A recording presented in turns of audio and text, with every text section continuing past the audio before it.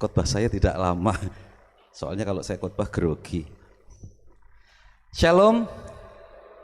Iya, luar biasa berjumpa kembali dengan jemaat Tuhan, orang-orang hebat, orang-orang kuat, orang-orang tangguh karena Tuhan Yesus. Ya, masih seperti minggu-minggu yang lalu dengan tema yang sama, Be Strong. Ya, kita diharapkan menjadi pribadi yang kuat di dalam Tuhan. Amin.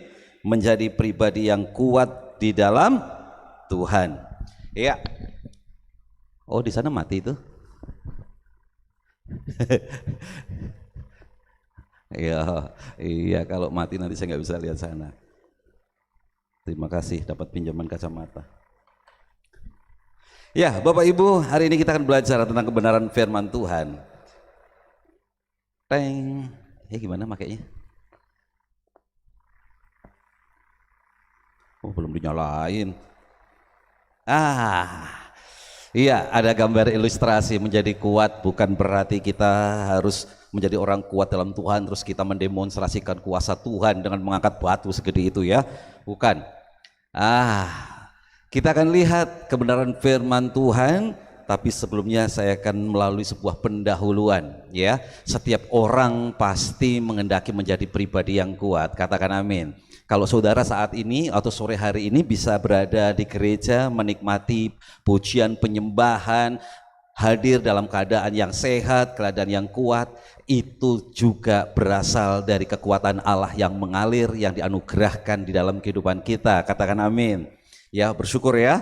Nah, kita akan lihat di sini setiap orang menjadi pribadi yang kuat. Nah, menjadi pribadi yang kuat bukan sekedar hidup dalam kenyamanan, keamanan, ketenangan yang semu atau sementara seperti artis-artis Hollywood ya, dikelilingi oleh bodyguard sehingga karena dia merasa kuat, powernya ada, duitnya gede ya gitu ya, duitnya banyak, makanya dia bisa bayar orang-orang kuat juga untuk menjaga dia.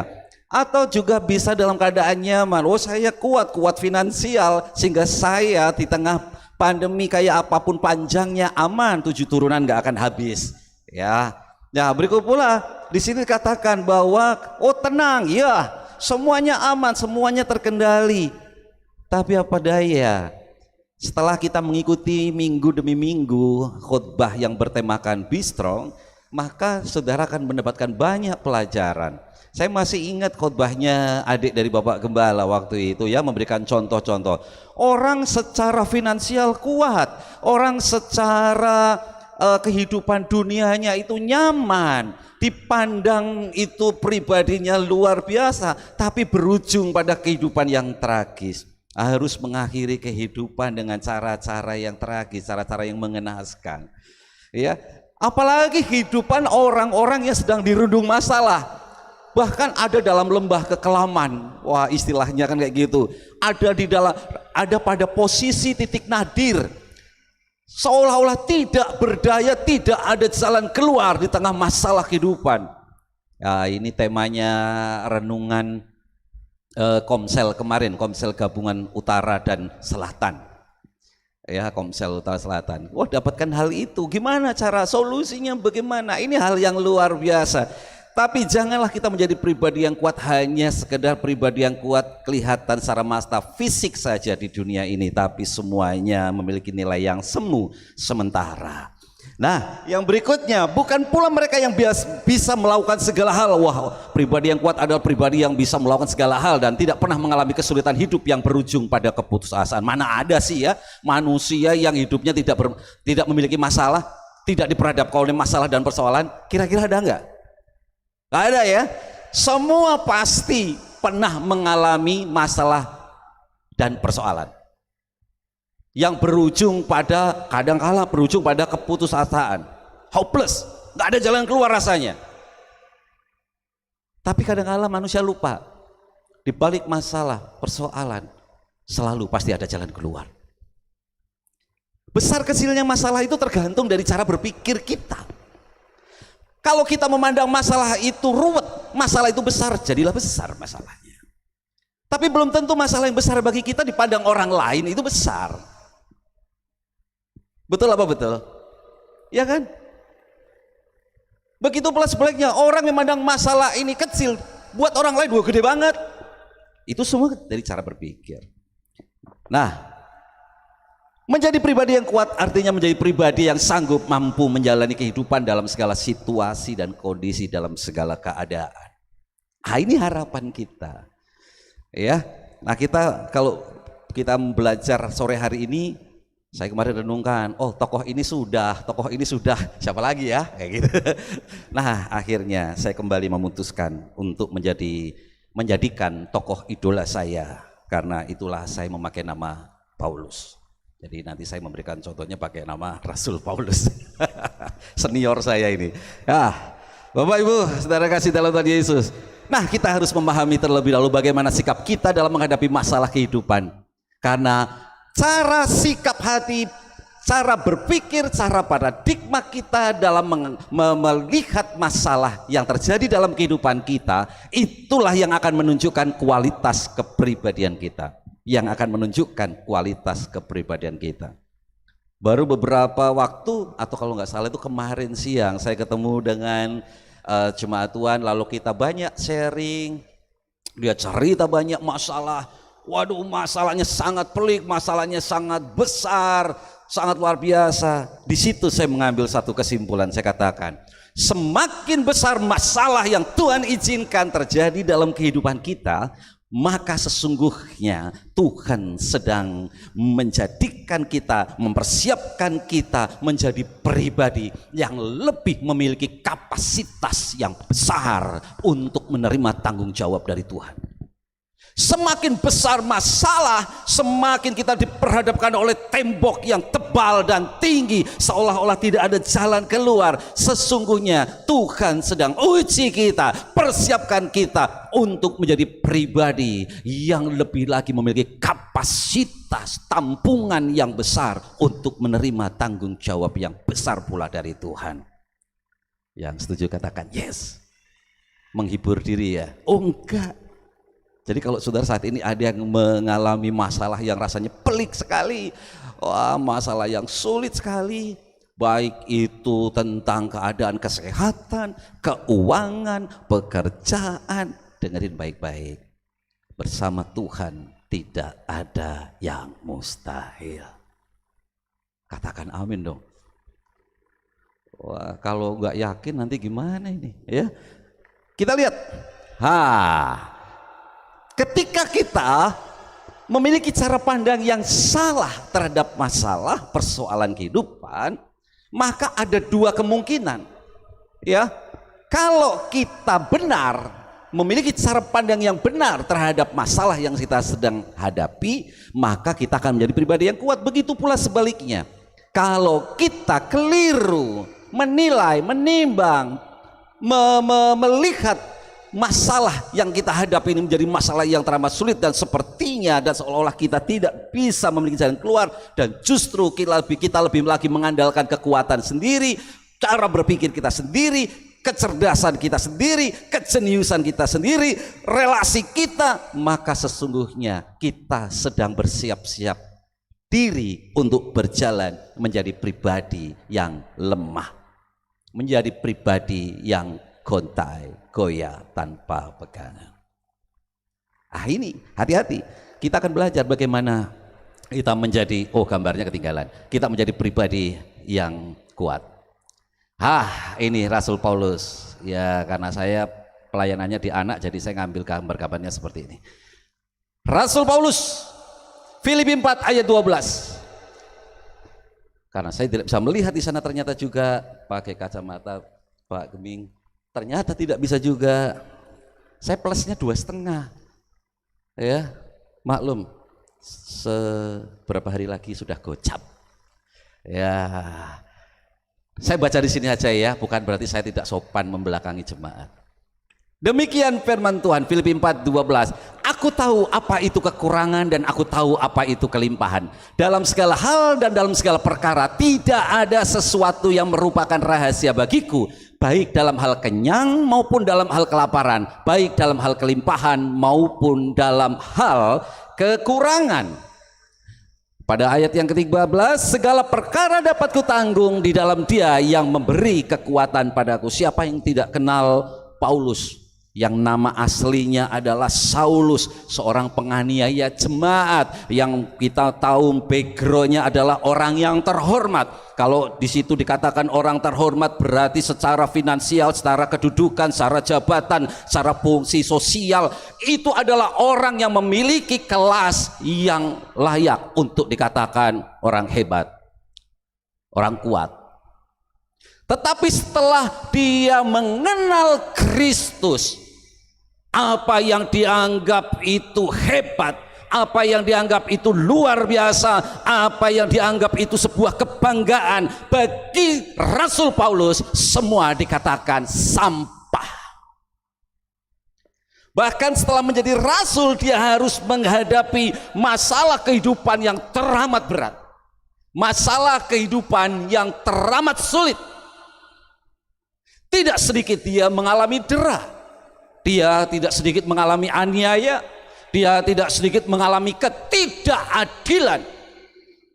Padahal kita tahu Rasul Paulus tidak mengajarkan, tidak memberikan sebuah propaganda yang negatif yang akan menyesatkan atau membuat sebuah kudeta atau membuat keonaran. Tidak, apa yang diajarkan, apa yang diberitakan adalah sebuah kebenaran.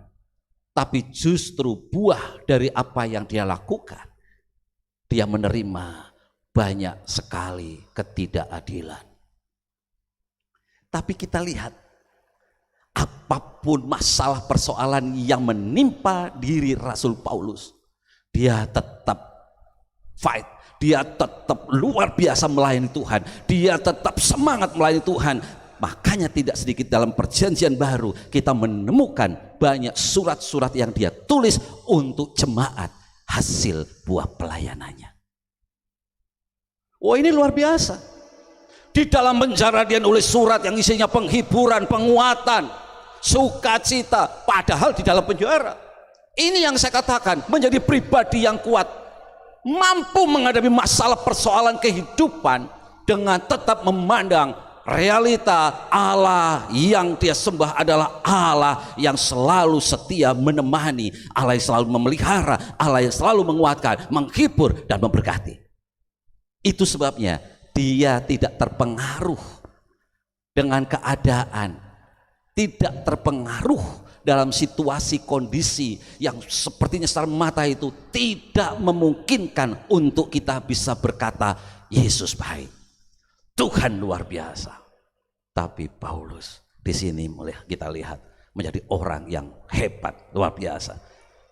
Makanya dia katakan, hal kelaparan, hal kenyang, hal makan minum, aku tahu. Di sini dikatakan, aku tahu. Di sini itu sebetulnya Paulus mau menjelaskan kepada kita bahwa tidak hanya dia sekedar mengerti bagaimana rasanya orang yang lapar, bagaimana rasanya orang yang kenyang, bagaimana rasanya orang miskin, dan bagaimana rasanya orang kaya.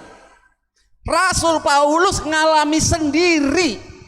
Makanya dia ingin berbagi kehidupan buat kita, berbagi keteladanan buat kita.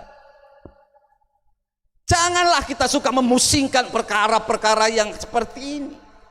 Kalau kita ingin menjadi pribadi yang kuat, kita harus mengerti beberapa hal, sehingga ketika kita dimasukkan pada situasi dan kondisi yang tidak enak, dalam situasi yang tidak nyaman, kita tetap bisa berkata, Yesus engkau baik, Tuhan kau luar biasa, Tuhan kau dahsyat. Begitu pula tatkala kita menikmati kehidupan zona yang nyaman, zona yang baik, zona yang penuh dengan sukacita, kita tetap juga bisa berkata, Yesus engkau baik, dan tidak melupakan segala kebaikan Tuhan karena fasilitas yang kita miliki. Nah, kita lihat, karena itulah Paulus berkata di ayat 13, segala perkara dapat kutanggung di dalam Dia yang memberi kekuatan. Kalau dia bisa melakukan, bisa menunjukkan sebuah keteladanan hidup seperti itu bukan karena kuat dan gagahnya Paulus, bukan kuat gagahnya pribadinya, bukan karena kecerdasan. Iya, Rasul Paulus ini orang yang cerdas, orang yang pinter. Ya, gurunya saja orang hebat, orang yang terpandang, orang terkenal, intelektualitasnya keren. Ya, makanya dia juga terpandang pada masa itu.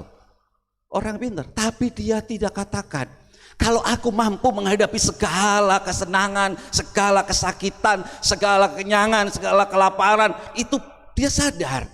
Dia mampu menghadapi masalah persoalan itu bukan karena dia hebat, bukan karena dia memiliki intelektual IQ yang jenius, enggak. Tapi semua dia tanggung karena dia yang memberi kekuatan padanya. Nah, sekarang kita mau belajar menjadi pribadi yang kuat dari sosok Rasul Paulus, keteladanan Rasul Paulus. Yang pertama, menyadari penyertaan Tuhan itu sempurna. Itu ada lagunya ya Pak Andi Mas Api, gimana ya? Jalanmu tak terselami. Ya coba. Nah ini tiba-tiba kan, oh ini pendeta pengkhotbah Pantai Kosta sambil nyanyi, kalau nggak nyanyi nggak afdol.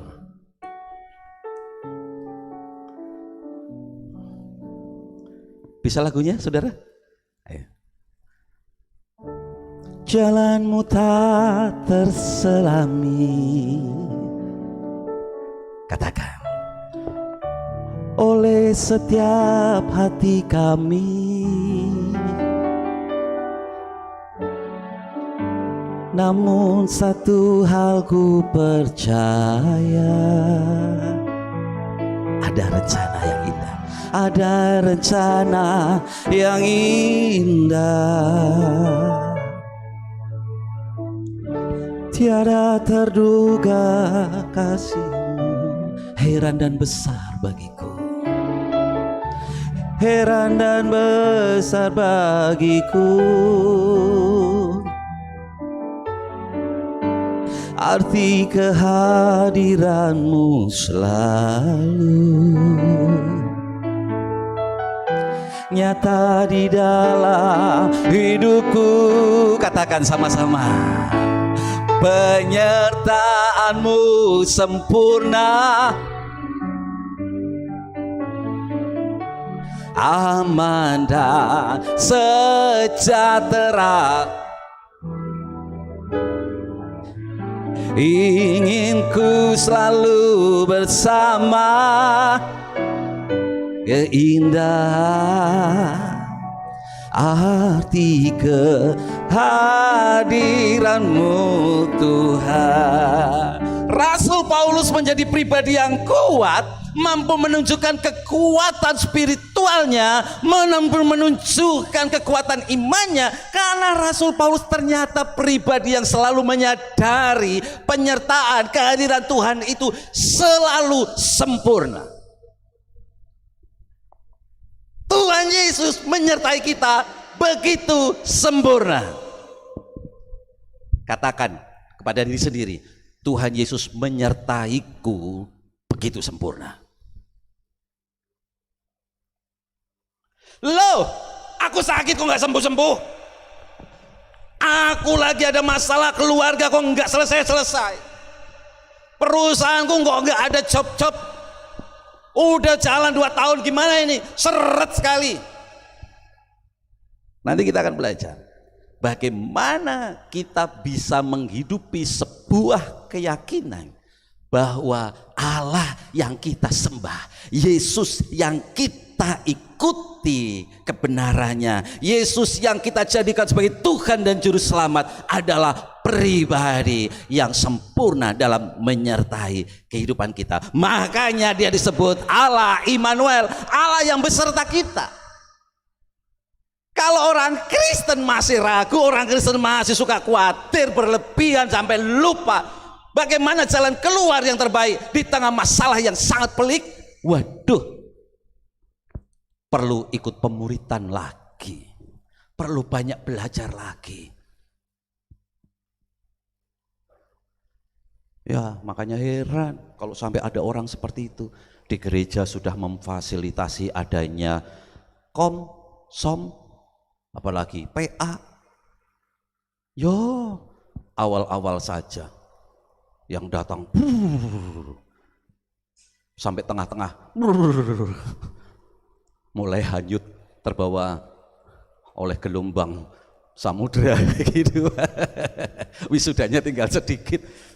Ya, nah itu Kita harus banyak memahami, banyak belajar bagaimana memaknai kehidupan yang penuh keyakinan bahwa Allah yang kita sembah adalah Allah Immanuel, Allah yang begitu sempurna menyertai kehidupan kita.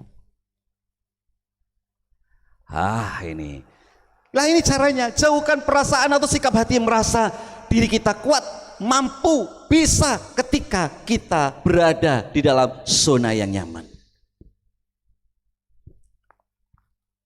Tadi pagi sudah disinggung, jangan sampai ketika kita sudah menerima fasilitas dari Tuhan, berkat dari Tuhan, lalu kita melupakan sumber berkatnya.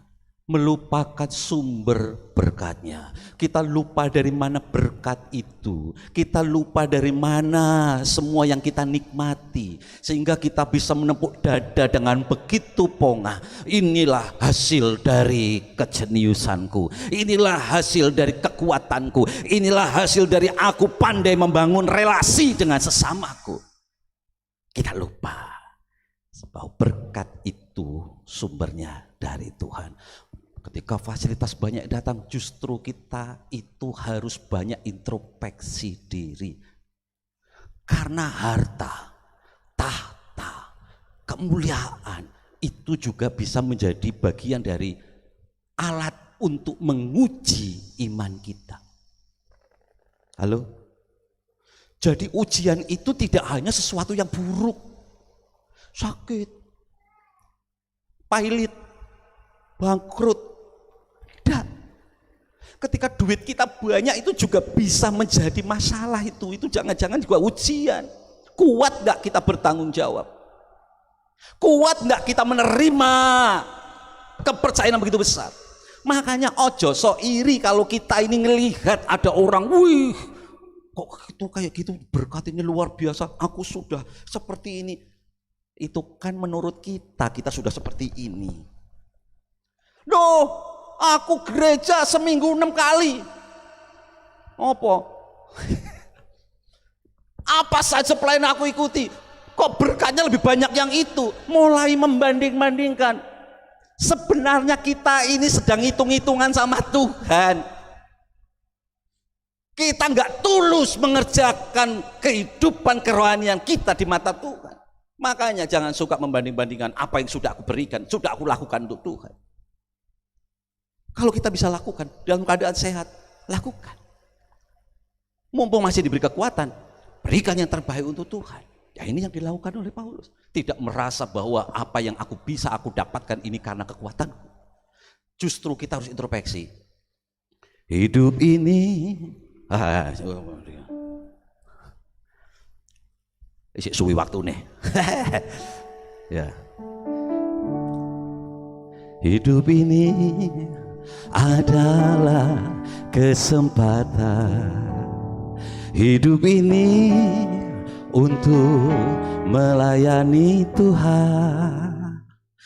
Jangan sia-siakan waktu yang Tuhan beri. Hidup ini hanya sementara. Sekali lagi, hidup ini adalah kesempatan. Hidup ini untuk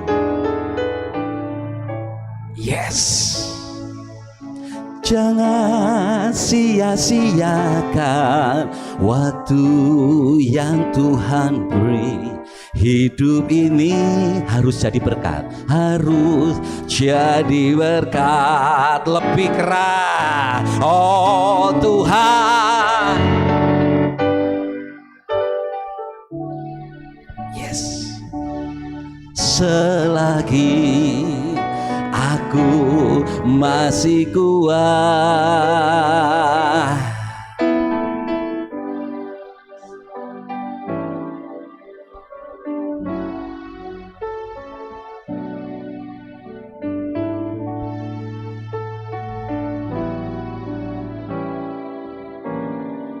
katakan, Tuhan pakai aku untuk menjadi pribadi yang kuat bagi kemuliaan Tuhan.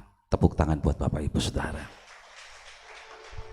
Selagi ada kesempatan. Rasul Paulus gak memusingkan masalah. Rasul Paulus tidak memusingkan karena dia sadar kemampuan, kekuatan, sukacita, damai sejahtera itu dari Tuhan. Selagi ada kesempatan, diberikan kehidupan, aku harus tetap melayani Tuhan. Ini ciri-ciri orang yang menjadi pribadi yang kuat. Nah, berikutnya ini.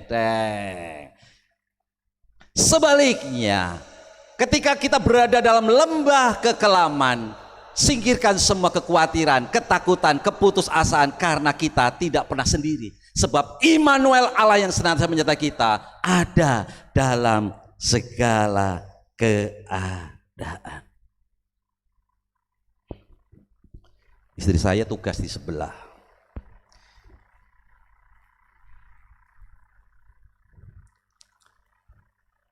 Ini sungguh-sungguh peristiwa yang saya hidupi akhir-akhir ini. Di awal tahun baru, saya harus diizinkan masuk untuk operasi. Setelah 3 bulan saya berobat, tidak ada kunjung perbaikan, tidak ada kunjung sembuhan, tidak ada tanda-tanda perbaikan. Saya didera pusing hampir setiap hari. Sampai suatu saat pusingnya nggak ketulungan. Saya biasa minum salah satu merek obat, saya nggak sebutkan karena saya tidak di endorse. Saya minum obat biasanya 1 cukup, itu 2 nggak sembuh. Lalu akhirnya 2 itu pagi, siang kayak overdosis. Sakit sekali, sakitnya itu luar biasa. Tapi saya tetap tahan. Saya tidak terlalu banyak mengeluh di depan istri, kasihan. Saya berobat ke ID sampai kalau nggak salah 6 kali pengobatan dan obat 6 kali resep saya habiskan. Tidak ada perubahan. Sampai terakhir dokter bilang, saya nggak berani lagi kasih rujukan saya ke dokter spesialis onkologi. Setelah sampai sana dan saya harus dioperasi, ternyata ada benjolan yang tumbuh ke dalam di bagian leher saya. Ternyata nampaknya efeknya itu adalah telinga kanan saya itu bengkak, tapi jemaat karena kurang memperhatikan diri saya. Enggak. Maksudnya memperhatikan secara detail. Telinga saya waktu itu tuh besar sebelah. Tapi tidak tahu. Wong kita saja masih tahun baruan bersama ya, Pak Geming, Cik Rina. Tidak ada. Makanya kaget semua ketika saya harus operasi. Setelah itu 1 minggu harus check up. Saya nggak bisa karena saya harus pelayanan. Karena bagi saya selagi kuat melangkahkan kaki, saya sudah janji di hadapan Tuhan ketika saya bertobat waktu itu. Kalau kakiku masih bisa melangkah, aku mau melayani Tuhan. Kalau Tuhan izinkan, seperti filosofi Bapak Gembala rohani kita, selagi ada kesempatan kalau diizinkan, tetap berada dalam pertandingan sampai akhir hayat. Jadi dalam keadaan masih jahitan panjang di leher, saya melayani. Setelah itu terlambat 1 hari, setelah hari keduanya saya check up dan dinyatakan sebuah vonis laboratorium yang membuat saya shock berat, down. 1 minggu saya banyak terdiam. Akhirnya di tengah perenungan saya mendapatkan jawaban. Kalau memang kamu berbicara sama saya ini, diizinkan untuk mati, berada dalam keadaan yang tidak seperti ini, itu sudah dari dulu. Berapa kali saya diluputkan dari maut. Tapi kalau saat ini engkau masih ada, itu karena Tuhan menyertai. Lalu muncul kekuatan, saya bangkitkan iman. Dan saya berdoa, Tuhan, kalau selagi ada kesempatan aku hidup, seberapapun itu banyaknya, saya mau melayani Tuhan. Jangan biarkan aku mengakhiri pertandingan di tempat tidur.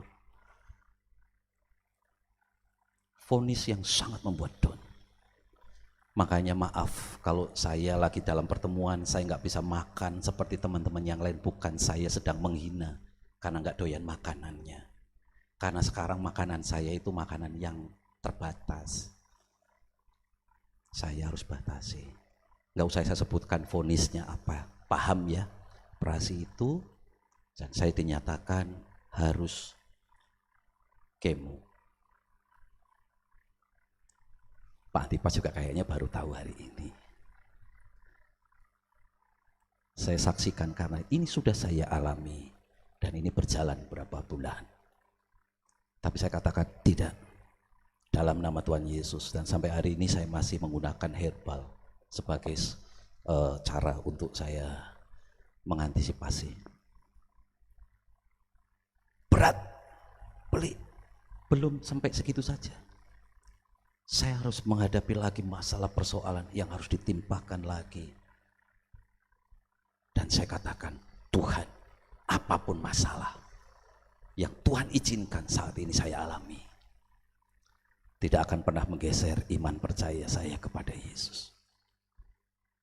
Makanya jemaat Tuhan melihat saya tidak pernah bersedih kan?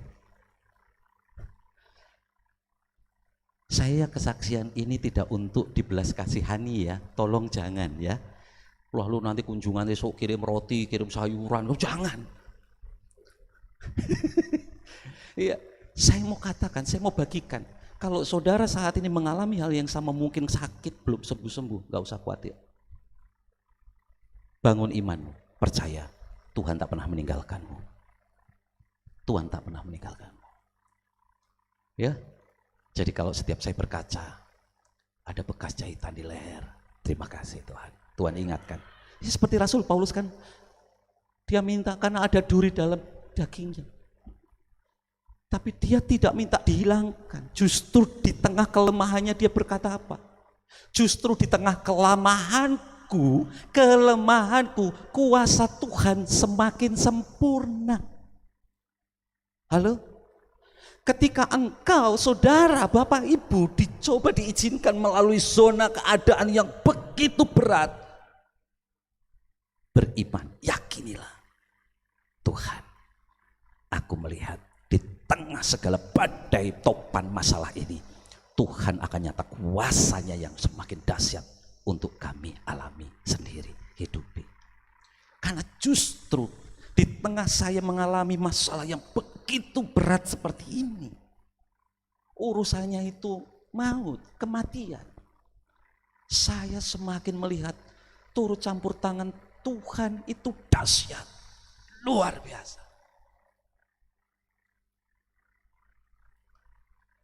Makanya di situ mengubah karakter, mengubah pribadi saya, mengubah segala sesuatu yang mungkin saat ini belum berkenan, selama ini belum berkenan di hadapan Tuhan.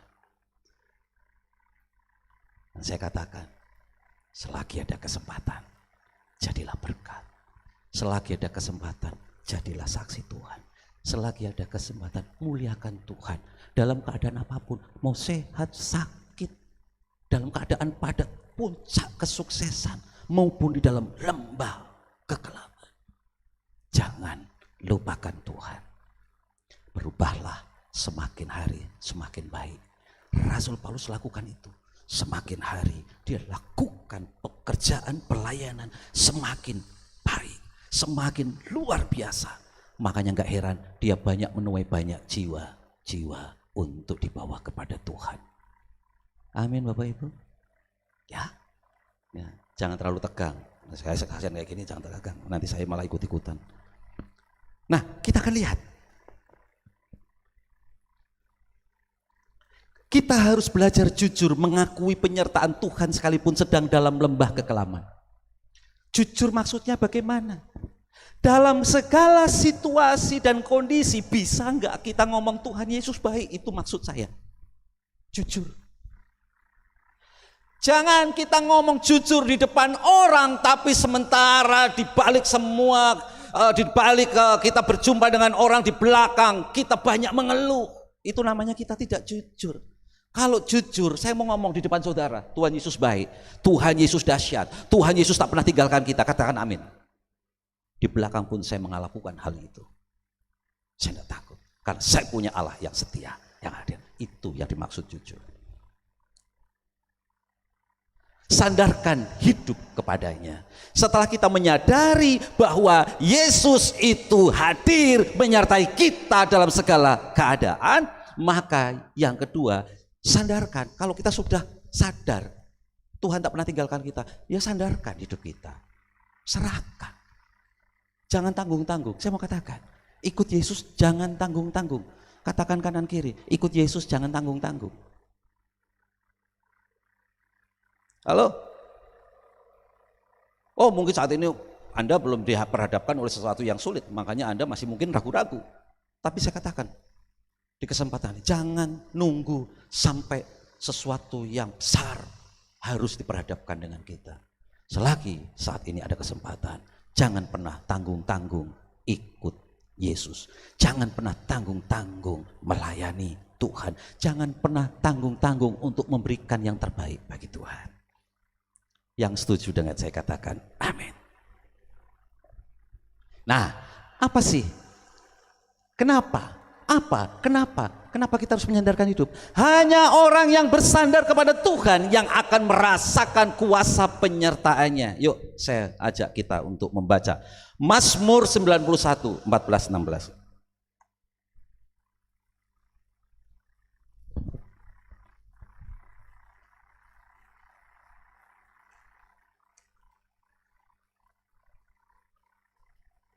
Mazmur 91. Ya, ayat, dibukakan. Oke, dibantu, keluarkan. Iya, sungguh hatinya melekat kepadaku, maka aku akan meluputkannya, aku akan membentenginya sebab ia mengenal namaku. Bila ia berseru kepadaku, aku akan menjawab, aku akan menyertai dia dalam kesesakan. Aku akan meluputkannya dan memuliakannya.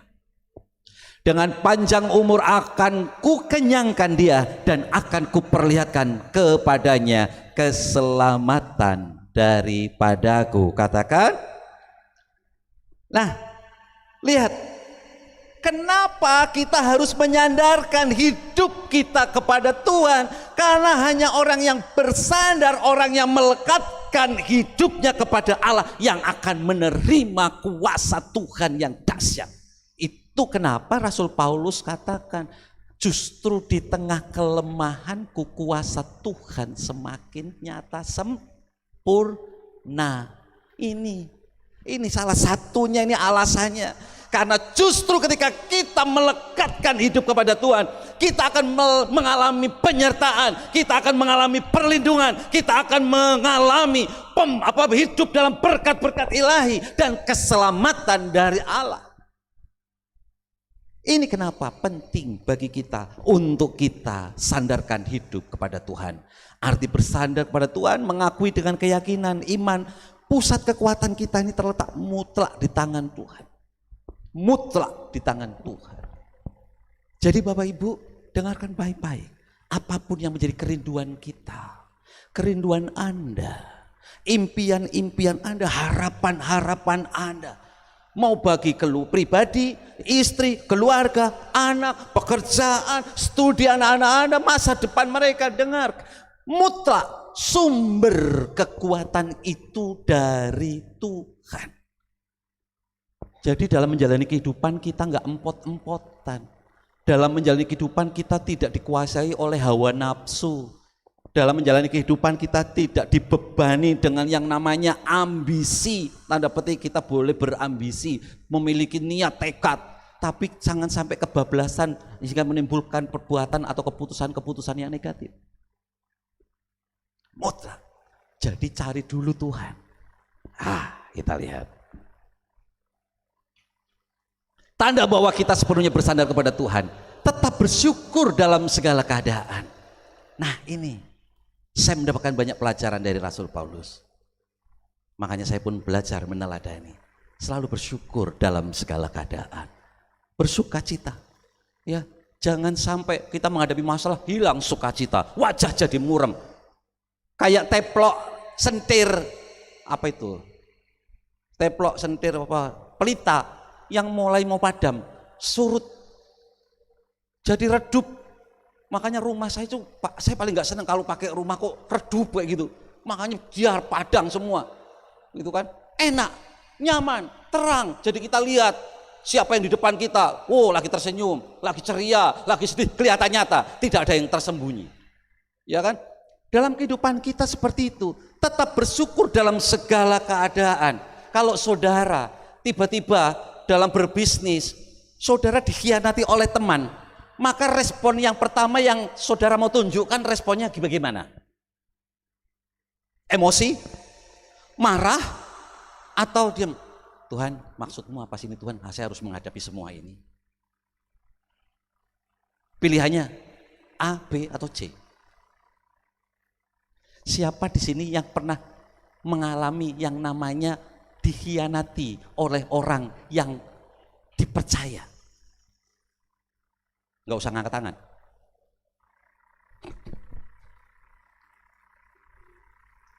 Nek, saya mau ngomong, karena saya dulu backgroundnya sebelum jadi pendeta, saya juga bisnis, jadi saya ngalami. Rasanya gimana ketika ketika berada dalam zona nyaman, banyak duit, temannya banyak. Tapi ketika saya bertobat ikut Yesus, hilang kabeh. Sedih. Saya biasa sering ngumpulin malam minggu, yuk makan-makan di rumah saya. Tiba-tiba bisa hilang. Sedih enggak? Sedih.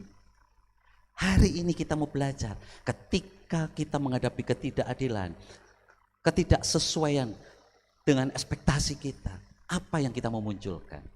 Pribadi yang kuat adalah pribadi yang tetap bisa bersyukur dalam segala keadaan. Nah, tetap tenang dan tidak mudah kehilangan damai sejahtera. Tidak emosi. Ditipu orang yang dipercaya. Ratusan juta. Sakit gak? Sakit gak? Sakit. Pedih gak? Pedih. Yang jomblo lagi pacaran, dikhianati, ditinggal pergi. Sakit gak? Enggak om. Enggak om. Saya tabak. Suruh jujur kan tadi, ya kan? Sakit, tapi jangan pernah kehilangan damai sejahtera. Ya. Hidup penuh kasih ilahi. Nah, nanti bisa baca sendiri aja lah ya. Ya, KPR 16, 19, 40. Respon kita ketika mengalami ketidakadilan. Kisah para rasul ini adalah kisah Rasul Paulus ketika menerima ketidakadilan. Ketika dia masuk di Filipi, tiba-tiba ada orang yang teriak-teriak, inilah hamba Allah yang maha tinggi. Lalu Rasul Paulus ngelihat terganggu. Dia ngelihat ada seorang perempuan yang memiliki roh tenung. Dia tangking dalam nama Tuhan Yesus. Maka roh tenungnya kabur, setannya pergi. Sehingga orang itu nggak laku lagi. Sehingga dia membuat narasi, sebuah kisah cerita yang bertolak belakang dengan kebenaran. Dan akhirnya singkat cerita, Paulus dan Silas dimasukkan penjara. Setelah mengalami dera, sesah, diborgol, dipasung di dalam penjara. Apa yang dilakukan Rasul Paulus ketika tidak menerima keadilan, ketika menerima hal yang sangat buruk, padahal dia tidak melakukan kejahatan. Dia tidak mencari kambing domba. Dia tidak mencari dan melemparkan kesalahan. Dia tidak mencoba untuk membela diri yang mengatakan bahwa dia itu tidak bersalah dan lain sebagainya. Intinya di tengah penderitaannya yang dia lakukan adalah, nanti baca sendiri di rumah, dia berdoa. Dia mencari Tuhan, dia mengadu kepada Tuhan, dia berseru kepada Tuhan. Bapak Ibu, kalau engkau ingin menjadi pribadi yang kuat ketika menghadapi masalah, keadaan, situasi dan kondisi yang tidak mengenakan, cara yang pertama, ikuti teladan Paulus. Sekalipun engkau tidak bersalah tapi engkau menerima ketidakadilan, cari Tuhan. Pujilah Tuhan, berserulah kepada Tuhan, karena itulah cara untuk menguatkan iman. Ketika dia lakukan hal itu, apa yang terjadi? Terjadi gempa bumi. Tadi dikatakan, di tengah kelemahan, kuasa Tuhan semakin sempurna. Pintu-pintu penjara terbuka, kepala penjara melihat, panik. Kepala penjara ini gambaran orang-orang yang di luar Tuhan ini, pribadi yang lemah ini. Ketika melihat itu langsung putus asa, dia langsung mau bunuh diri. Stop! Paulus teriak, jangan berbuat yang aneh-aneh. Kita ini masih di sini, nggak pergi kemana-mana. Dari peristiwa itu kita lihat dua respon yang berbeda ketika menghadapi masalah. Yang satu responnya benar, sikap hatinya benar, cara pandang yang benar, dia bersyukur pada Tuhan, dia berdoa memuji-muji Tuhan sehingga kuasa Tuhan, mujizat Tuhan dinyatakan. Yang satu mau bunuh diri. Saya katakan, kalau Tuhan izinkan masalah yang besar dan Anda tetap fight, tetap kuat di dalam Tuhan, saya yakin di balik masalah yang besar itu Tuhan mau menyatakan perkara yang dahsyat. Mungkin tidak hanya untuk diri kita sendiri, tapi juga untuk menjadi berkat bagi yang orang lain. Sama seperti Rasul Paulus, dia membawa kepala penjara bertobat, dibaptis, terima Yesus. Tepuk tangan dulu lah, dahsyat Pak, luar biasa. Siapa tahu saudara dipakai Tuhan menjadi alatnya Tuhan. Jadi Bapak Ibu Saudara kasih dalam Tuhan Yesus, jangan pernah menyerah, jangan pernah putus asa. Ingat, sadari kehadiran Tuhan yang sempurna. Yang kedua, sandarkan hidupmu pada Tuhan. Oke, ini Rasul Paulus ya. Nah, Filipi 4:13, yuk kita baca sama-sama jadi ayat hafalan, pulang katakan dalam diri sendiri. Yes. Filipi 4:13 sama-sama. Filipi 4:13. 1 2 3. Filipi 4 ayat 13. 1 2 3.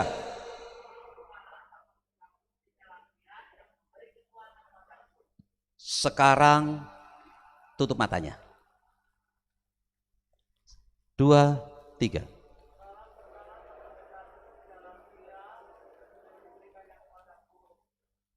Ojo ngintip-ngintip. Tutup mata, ojo ngintip itu. Saya ndelok kayak ngintip-ngintip kok. Coba tutup mata, tutup mata. 1 2 3.